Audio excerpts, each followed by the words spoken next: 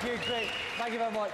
Thank you and welcome to Gamesmaster, TV's only show devoted solely to video games.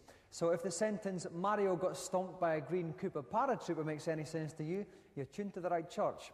If it doesn't, and you're one of those people who think Game Boy is a young scout doing bobber jobs, then watch on and erase that ignorance. And to get the show kicked off, let's call up everybody's favourite uncle, Gamesmaster, for the first challenge. Greetings, and I'd like to take this opportunity to say how delighted I am to see you again. If you enjoyed last week's challenge, I think you'll find tonight's three little jaunts an absolute hoot. First off the starting blocks, an endearing young fellow by the name of Sonic the Hedgehog. Your task? You have 2 minutes to collect 150 rings or more on the second level of an area known as the Green Hill Zone. These rings are dotted around a tropical landscape plagued with all manners of hostile creatures and booby traps, every one of them intent on thwarting young Sonic's progress. And beware, the slightest collision will cause you to lose all your rings, and the challenge will be over. So, 2 minutes, 150 rings or more. Happy hunting? And trying to find the rings on this prickly challenge is Alex Ferry from Stanmore.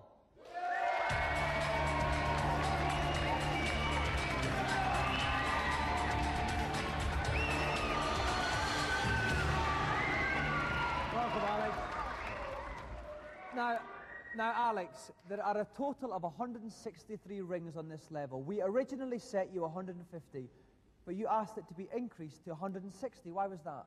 Because it was just a great challenge, and I want to show everyone that I'm the master. So. Right, but you think you can even do that in 2 minutes? Yep, no problem. Well, I certainly admire your pluck, young man. It's nice to see such flushing confidence in youth. Would you like to plonk yourself down in our games playing chair? We'll get ready to start.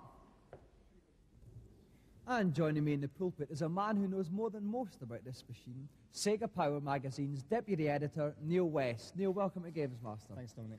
Now, we have a very cocky young competitor here. What advice could you give him? Certainly do. 150 is tough enough, but 160.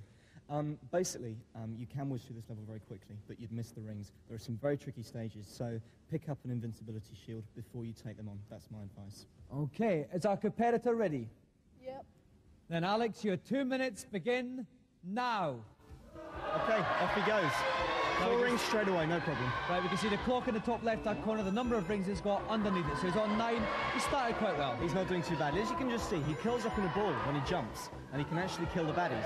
What he's got to watch out for is if he walks into a baddie, runs into one, or just lands on top of one after falling, then he takes a hit. And the problem there is that he drops all his rings. You've got to remember, there's only 163 in the whole level. He's up to 160, so he really can't afford to miss any whatsoever. Okay, well, he's coming up for 30 seconds just about here, nearly a quarter of the way through. Okay. What's this he's just That got? was a little television screen. Inside those, Oh, my word, he's powers. He just smacked through some walls He there. did. The one he just picked up gives him speedy moves, make him faster. Those two there had 10 rings each, and now he's got, you see he's surrounded by a sort of glow.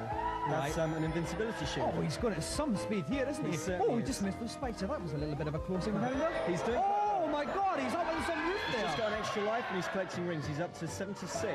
76 rings, 47 seconds squad. He's doing remarkably well, halfway through the amount of rings. Yeah, he's doing very well indeed. While he's got that shield, it protects him. He can collide into a baddie and he won't lose the rings. Very, very useful. Oh, now what's this lovely little Spangle Sherbert dab around Well, him? he's obviously had his ready break. It also means that he can bump into baddies without having to curl up into a ball. So that's going to help him a lot. I see, so we're just over halfway through. 109 rings.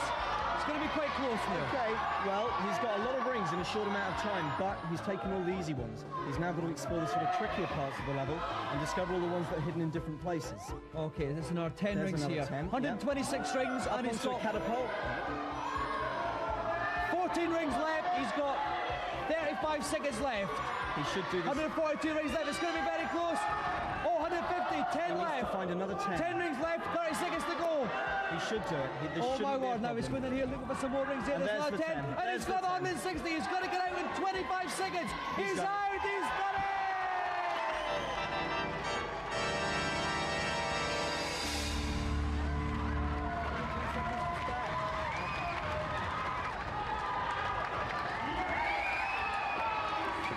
Well done, Alex.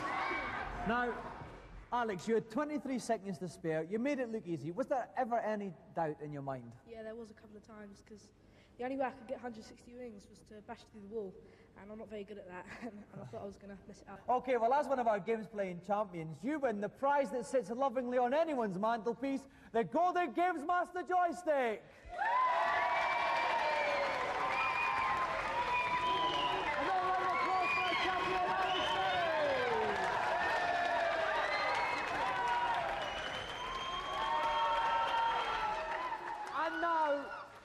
And now, while Alex gets to grips with this humongous possession, we're going to take a look at this week's reviews. This week, oil your deltoids and unsheath your weapons as we look at beat-em-ups. First up, on the Amiga, the Bruce Lees of the future give a hearty ki-yi in First Samurai. It looks very Chinese takeaway, lots of lotus trees and bamboo furniture, but underneath all this colourful exterior there's a real good game. Features some beautiful graphics, brilliant sampled sound effects, bits of Handel's Messiah thrown in for good measure. I think the First Samurai deserves a thumbs up because it's a great game with plenty to do and beat up.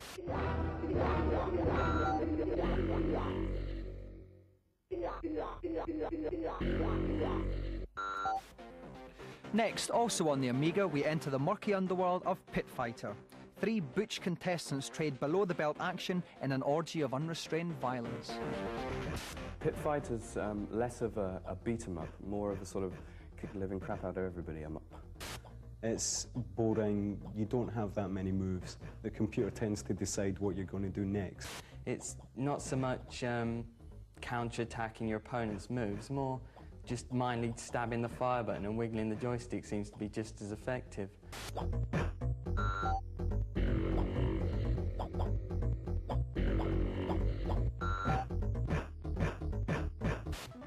Finally, pulsating pixels of monochrome muscle on the Game Boy with Double Dragon 2. Cute, safe, nice, cool. You walk along and you smack people in the teeth and that's about it. And that's quite good fun as it turns out.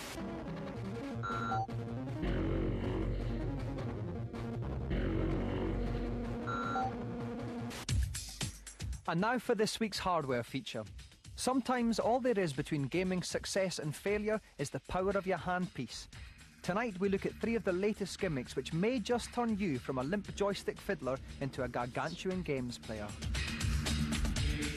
First up, the Power Glove, a futuristic gauntlet that translates hand and arm movements into on-screen action. First of all, you have to enter in specific program code for the game you're about to play. This game here is Top Gun and the program code is number 3, so I'm now entering program 3.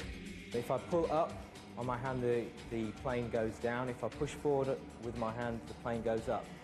Small movements to the left to bring the plane round, banking to the left, and the same with the right. When I want to fire my missiles, I simply press my index finger, as so. The glove's pretty good to use. It feels like you're more in the game, and you do get a sweat using it. Next, use your feet as well as your fingers with the QuickJoy foot pedal. You can set through a control on the foot pedal and the buttons on the foot pedal to correspond to the different buttons on the joystick. It was good for the car racing game, and I should think it would be good for, say, a beat-em-up game where you have to kick, but I don't know whether it would be good for puzzle games. And finally, Terence Conran's favourite, the Sega Action Chair. The idea is just to move about in the seat as you would move the joystick up and down, left, right, and push the buttons. You can get very physically involved in the game and it feels like you're jumping about and practically everything instead of just moving your hand about pressing the button. So, a somewhat mixed bag of reviews this week. But not to worry, for now we go on to our Celebrity Challenge. And here to tell us all about it is the biggest celeb of them all, the Gamesmaster. Back so soon? Well, after the whimsical antics of Sonic the Hedgehog,